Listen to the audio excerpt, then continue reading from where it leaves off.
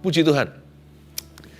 Saya ajak kita langsung membuka firman Tuhan yang saya berikan judul, Jangan Tawar Hati. Karena saya merasa hari ini banyak di antara Anda sekalian yang sedang tawar hatinya.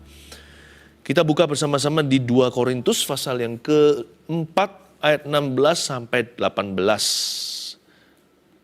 Judul di Alkitab kita bunyinya begini, jangan tawar hati juga waktu menghadapi maut. Bahkan menghadapi kematian pun orang percaya nggak boleh tawar hatinya. Baik itu kematiannya sendiri, karena nama kita tertulis dalam kitab kehidupan, ataupun kematian orang lain yang kita kasih dan kita peduli. Maut sudah dikalahkan. Di Kalvari, Yesus telah melucuti dosa dan kuasa kegelapan. Tidak ada lagi kutuk bagi orang percaya. Jangan tawar hatinya. Masalahnya gini, kalau es teh tawar itu segar, roti tawar kasih selai, makan gituan aja enak sekali pagi hari kalau kita lagi kelaparan, ya kan? Apalagi hangat-hangat gitu ya. Tapi kalau hati kita yang tawar, itu lain cerita. Hidupnya jadi nggak enak. Apa-apa semuanya itu hambar. Tawar itu apa sih? Tawar itu tidak ada rasanya. Tidak manis, tidak asam, tidak asin, pahit juga tidak bahkan. Gak enak seperti itu. Bayangkan kalau Anda pernah mengunyah permen karet, awal-awalnya masih manis atau masih terasa. Tergantung rasa apa ya, perasa buah atau apa. Tapi setelah 2 jam dikunyah tanpa terasa, lama-lama gak enak. Untuk menambah rasanya Anda makan permen yang lain, rasa stroberi juga jadi aneh. Hati kalau hambar, jikalau jiwa kita tawar, mau diapain juga rasanya aneh. Nggak bisa nggak. Kita harus bawa hati demikian pada Tuhan. Namun supaya kita mengerti tawar hati itu apa, kita baca dulu ayatnya. Mari kita baca sekarang di ayat yang ke-16. Sebab itu kami tidak tawar hati, tetapi meskipun manusia lahiriah kami semakin merosot, namun manusia batinnya kami dibaharui dari sehari ke sehari. Sebab penderitaan ringan yang sekarang ini mengerjakan bagi kami kemuliaan kekal yang melebihi segala-galanya, jauh lebih besar daripada penderitaan kami. Sebab kami tidak memperhatikan yang kelihatan, melainkan yang tak kelihatan. Karena yang kelihatan adalah sementara, sedangkan yang tak kelihatan adalah kekal. Saya baca lagi ayat 16 supaya kita ngerti tawar hati itu apa ya. Sebab itu kami tidak tawar hati, tetapi meskipun manusia lahiriah kami semakin merosot, stop. Tawar hati itu karena tekanan. Hati kita tidak tiba-tiba tiada rasanya. Biasanya yang namanya hambar itu dimulai perlahan-lahan. Manusia lahiriah kami semakin merosot, entah karena sakit penyakit, menua, dan kita menyadari, loh, aku kok nggak semudah dulu. Dahulu aku bisa begini. Sekarang hal itu sudah tidak mudah untukku. Atau kita mengalami tekanan dari luar, misalnya dari pekerjaan. Dan juga bisa jadi dari aniaya, bukan hanya secara fisik saja, secara verbal. Fitnah lebih keji dari pembunuhan. Lalu orang mengata-ngatai kita nggak disukai. Pokoknya manusia lahiriah kita itu rapuh, bahkan rawan sekali, fragile, vulnerable. Vulnerable itu artinya sangat mudah disakiti. Hati itu nggak tawar dalam sehari. Biasanya karena kita terlalu lama dalam kondisi begitu, lama-lama hati menjadi tawar tanpa kita sadari. Rasanya bangun tidur, ku terus mandi itu bukan lagi lagu, itu seperti lagu waktu masih kecil, bangun tidurku terus mandi, tidak lupa menggosok gigi. Rasanya bangun tidur mau lebih lama diranjang lagi. Nggak mau bangun-bangun, nggak mau bangkit, nggak mau keluar, nggak mau ketemu orang. Seperti malas mau berbuat apa-apa. Tiada harapan. Nothing to look forward to. Tak ada sesuatu apapun yang kita tuju. Hari ini mau apa? Ya sudah rutinitas. Kerjaan tetap ada. Tapi kita sudah nggak bergairah. Teman-teman masih ada di sana. Tapi kita sudah tidak bergembira. Kita merasa emangnya mereka bisa tolong saya. Pelan-pelan hati kita mulai menyendiri dan stres lalu depresi. Sebab itu kami tidak tawar hati. Paulus membuat sebuah keputusan bahwa dia tidak akan mengizinkan manusia jasmaninya mendikte manusia batinia. Dia berkata, sekalipun manusia lahiriah kami semakin merosot, namun manusia batinia kami dibaharui dari sehari ke sehari. Jangan tawar hati, saya beritahu alasannya mengapa. Nomor 1, sebab setiap hari selalu ada kekuatan yang baru.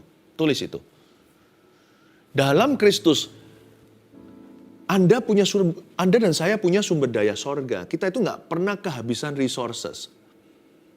Tuhan itu selalu ada jalan. Kalau jalan kiri kanan sudah buntu, depan belakang kena, jalan ke atas masih ada, tangga Yakub itu masih terbuka. Bukankah Yesus Kristus itu ya dan amin. Makanya itu jangan tinggalkan Tuhan. Penawarnya tawar hati apa? Yesus Kristus. Dialah ya dan amin. Mintalah apa saja kepada Bapakku dalam namaku, niscaya akan diberikan kepadamu. Tapi Pastor Philip, saya sudah doa sekian lama gak dijawab-jawab. Iya, doa sekali lagi. Jangan putus asa, kan masih ada Tuhan. Tuhan kan belum tutup buku. Tuhan kan belum tutup pintu. Berani sana berkata Tuhan sudah tutup pintunya. Kita binasa. Selama kita masih hidup bernafas lagi. Jiwa kita masih dikandung oleh raga. Ingatlah. Berarti masih ada kesempatan untuk kita.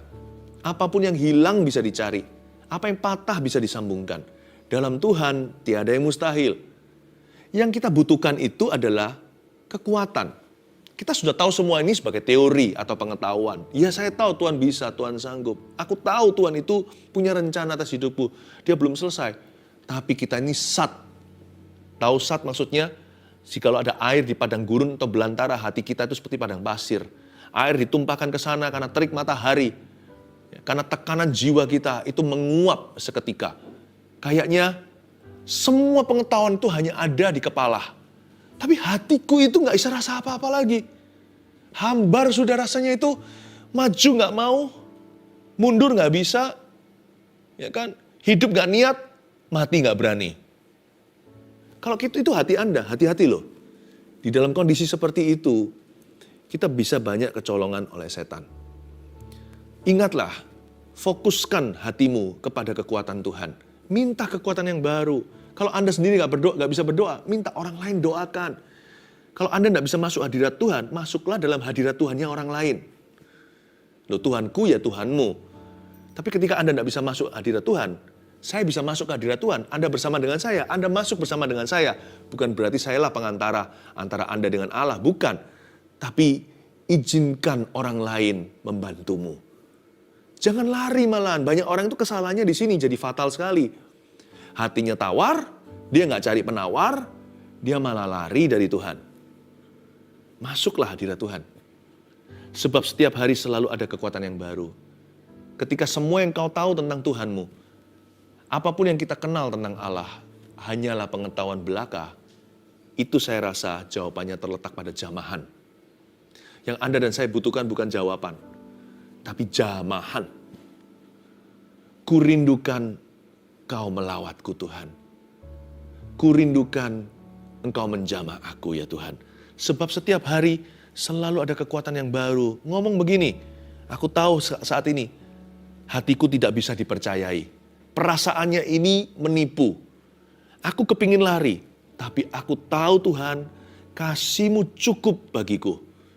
Kuasa-Mu sempurna saat ku lemah. Justru ketika aku lemah, Engkau kuat ya Tuhan. Beriku kekuatan yang baru. All you need to do is ask. Yang perlu kita lakukan hanyalah minta dan memohon kepadanya. Simple saja, Tuhan beri aku kekuatan. Nanti lihat ya, Tuhan kirim kekuatannya. Mungkin Anda belum merasa apa-apa waktu berdoa. Setelah Anda keluar dari kamar Anda, you feel better already. Itu aneh loh. Waktu kita doa kita nggak merasa. Tapi setelah kita keluar dari ruang doa kita, we become more calm atau kita merasa lebih tenang. Masalahnya tetap sama. Tapi kitanya lebih kuat. Lalu belum lagi nanti pertolongan Tuhan datang. Lalu ada orang lain meneguhkan. Tiba-tiba seorang sahabat lama sekali gak pernah kontak. Saudara seiman berkata, Aku semalam dibangunkan Tuhan untuk berdoa untuk kamu. Kamu gak apa-apa, are you okay? How are you?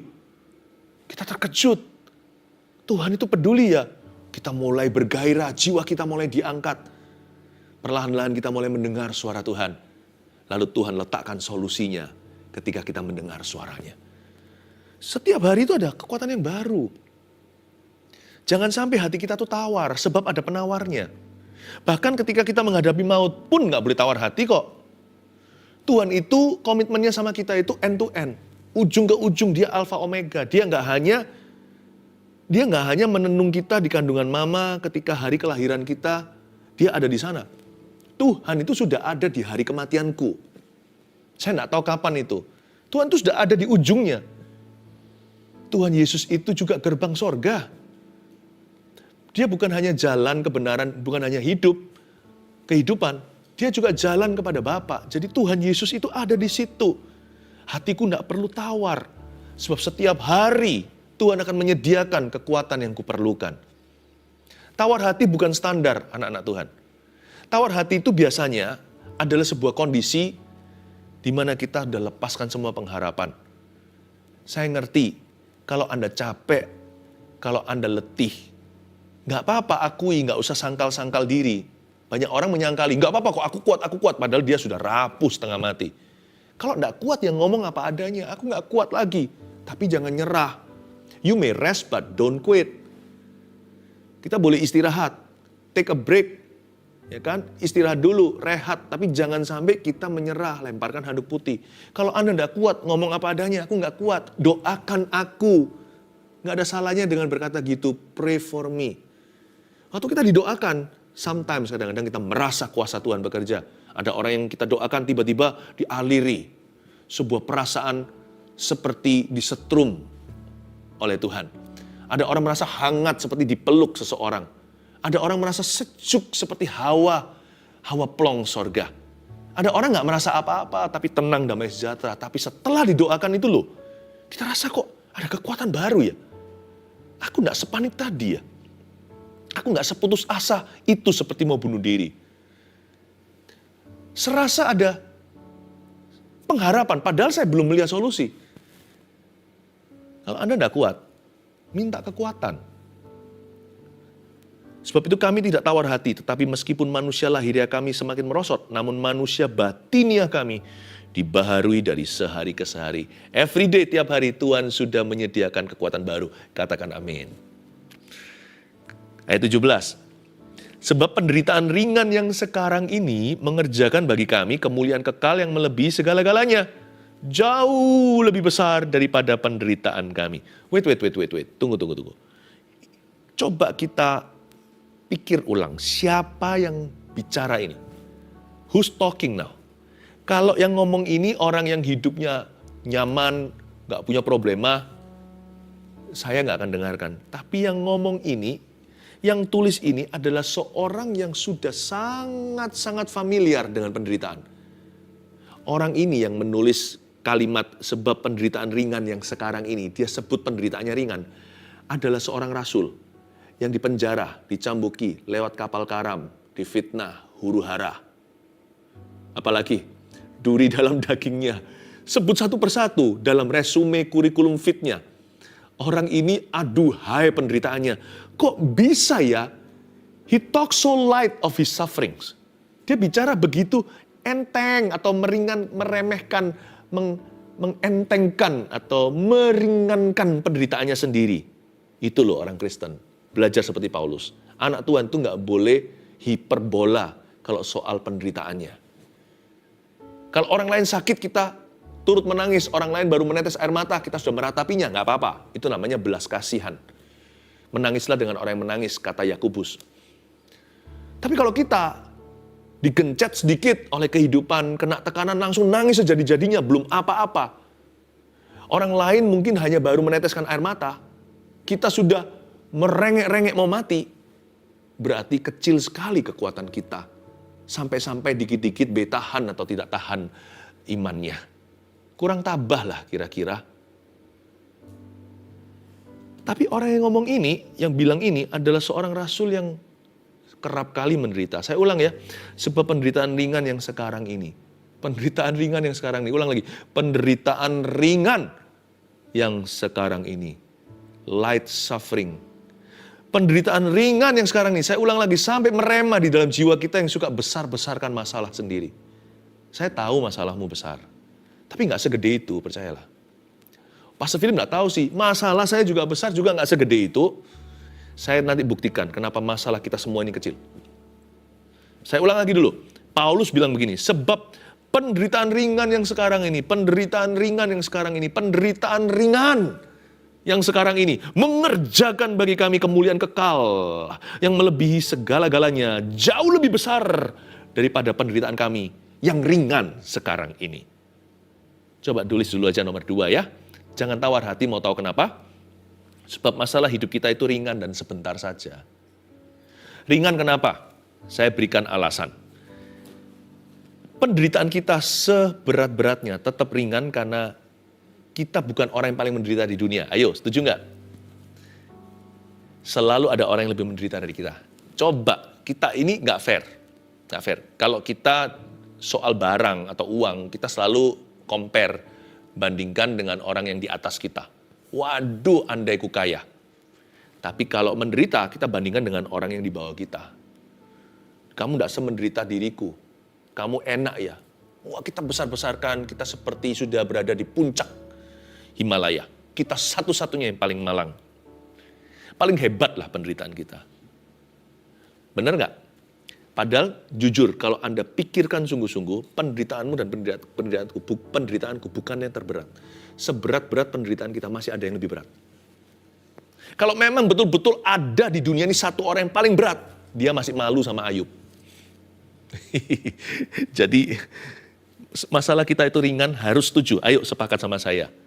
Udah jangan lihat masalah orang lain, persoalan sendiri. Ayo kita sama-sama mengakui bahwa problemaku ringan saja kok.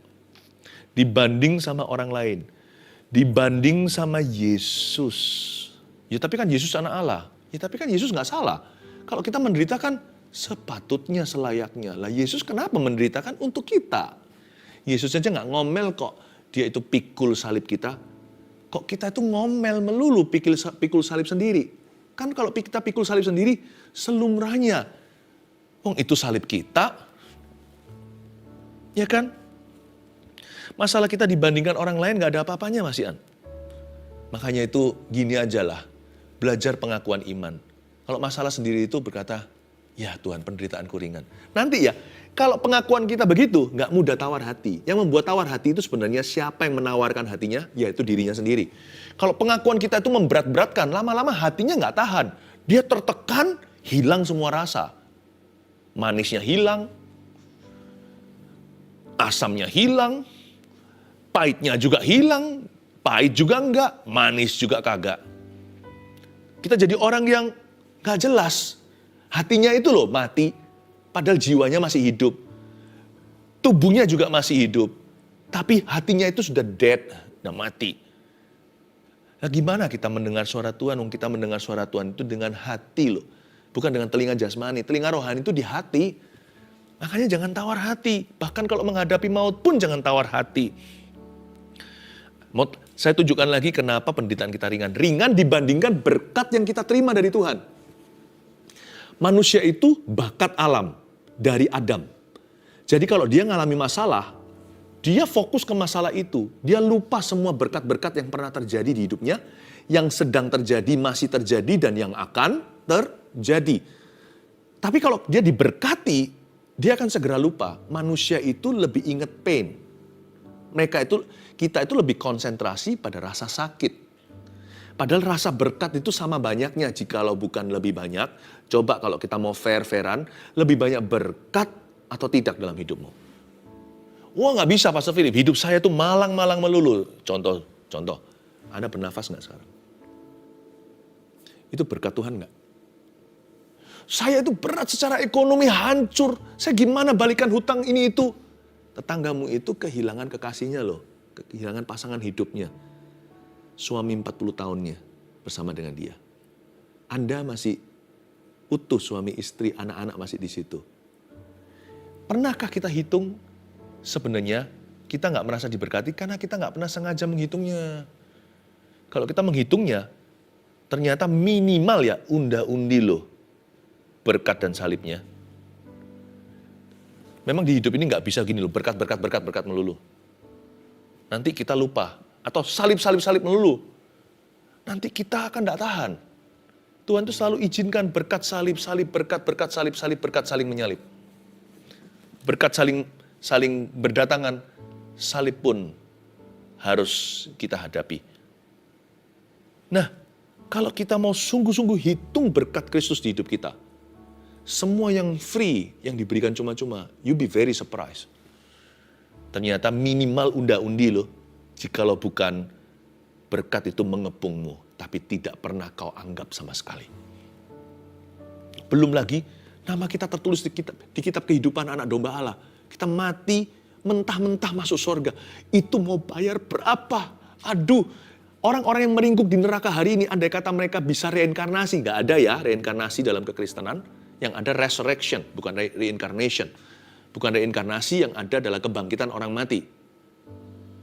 Tapi andai kata ini omong kosongnya, ilustrasi kiasan saja, kalau mereka diizinkan seperti si orang kaya itu yang mohon-mohon keluar dari api neraka dan minta setetes air dari jari kecilnya Lazarus yang ada di sorga. Andai kata dia diizinkan hidup, mau nggak? Dia disuruh sengsara 80 tahun seumur hidupnya supaya masuk surga? Mau pasti. Daripada miliaran tahun merasa panca indera, persis seperti di dunia, hanya lebih tajam di akhirat. Dibakar hidup-hidup dalam belerang. Dan cacingnya tidak pernah mati, kertakan gigi di mana-mana. Mau nggak dia bayar harga 80 tahun sengsara? Mau dengan senang hati, kalau perlu 100 tahun sekalian. Untuk memastikan. Tapi nggak ada. Keselamatan nggak bisa dibeli. Tidak ada purgatori atau terjadi api suci. Nggak ada. Karena bagi setiap orang hidup hanya sekali, kata firman. Itu Alkitab yang katakan. Lalu penghakiman. Jadi kita nggak boleh ngomel. Karena sorga itu, the glory of God, itu jauh lebih besar. Hitung dengan berkat aja fair-fairan, minimal unda-undi. Itu pun saya turun-turunkan ya. Saya bulatkan bawah. Kalau kita jujur, ternyata bulat atas, aduhai, kita ini dikepung berkat setiap hari, tapi kita jarang bersyukur. Makanya hati yang tawar itu nggak bisa bersyukur, karena dia memang gara-gara nggak bersyukur, dia tawar. Loh, kalau Anda nggak pernah tanam semangka, mana bisa keluar buah semangka kalau nggak ada bijinya? Tawar itu akibat nggak bersyukur, makanya tawar. Jadi penawarnya ya bersyukur, nanti lama-lama dia nggak tawar. Itu hati dikasih seles itu. Kasih stroberinya Tuhan, kasih buah-buah roh di sana. Ya. Karena kalau kita banding dengan berkat aja, kita melihat kebenarannya. Apalagi kalau kita bandingkan dengan glory. Wow, dengan glory. Nama kita loh tertulis di kitab kehidupan. Kita lanjutkan ayat yang terakhir 18. Sebab kami tidak memperhatikan yang kelihatan. Itu dia, jangan liatin terus aja yang nampak. Melainkan yang gak kelihatan. Apa sih yang kelihatan gak kelihatan ini apa sih? Karena yang kelihatan adalah sementara. Ini bicara tentang hidup di dunia. Sedangkan yang tak kelihatan adalah kekal. Jangan tawar hati ya. Keluarga Saat Teduh yang saya sangat sayangi. Sebab nomor 3, hidup yang kekal di sorga menanti kita yang percaya. Ada heaven, ada sorga. Please jangan lupa. Sesusah-susah kita, hidup itu sementara. Sementara. Jangan ngomel terus. Saya ngomong gini bukan sedang kuliahi Anda. Saya gini juga ngomong sama diri sendiri. Aduh gitu aja loh. Udahlah. Hanya gitu aja. Sakit ya, kita minta sembuh, ya kan? Tapi kalau belum sembuh jangan mengeluh. Ya cuman sakit gitu. Badan kita ini cepat lambat toh turun ke kuburan. Iya enggak? Coba lihat badan saya ini suatu hari, saya lihat baik-baik deh. Suatu hari nanti saya nggak bisa lihat tangan saya segini kalau suatu hari giliran saya yang mati. Saya kan dikubur dan ini jadi tanah. Ini ibu jari saya, ya kan? Ini kulit saya. No big deal lah. No big deal. Saya nggak ngomong gini meremehkan, tapi ada baiknya kita meremehkan diri sendiri, penderitaan sendiri. Ada baiknya. Kalau kita itu hidup dalam kekekalan, kalau kita tahu bahwa ada sorga menanti, Orang-orang yang percaya pada Yesus, kalau hati kita seperti kata pengkhotbah diisi dengan kekekalan, tinggal percaya aja semua indah pada waktunya. No big deal lah. Lututku agak sedikit kurang enak ini. Nanti suatu hari lutut ini saya bawa kok di sorga. Yang penting sekarang tanganku kerja buat Tuhan. Lutut dan kakiku berjalan mencari jiwa. Mulutku puji namanya. Udah, yang penting itu. Materi winsome lusem lah, kadang-kadang kita bisa hilang, kadang-kadang making, kadang-kadang losing, terkadang kita profitable, terkadang kita merugi. Ya udahlah, cari lagi. Teman, handai tawalan, yang penting kita berkati orang, jangan salahi. Mereka tinggalkan kita nggak apa-apa.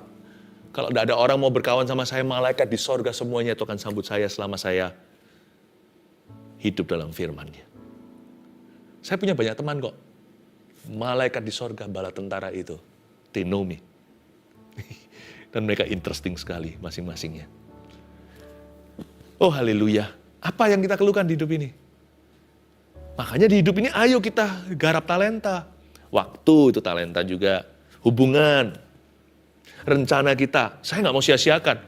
Hidup di dunia ini kata Musa hanya 70-80, itu pun dekorasinya adalah penderitaan. Dan kalau kuat dia bisa sampai 80. Ada beberapa orang sedikit yang 90, bahkan 199. Tapi rata-rata kan segitu.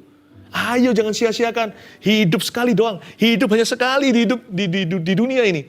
Pastikan it counts, pastikan itu berarti, bermakna. Dan saya tidak mau suatu hari bersama dengan Anda pulang tangan hampa.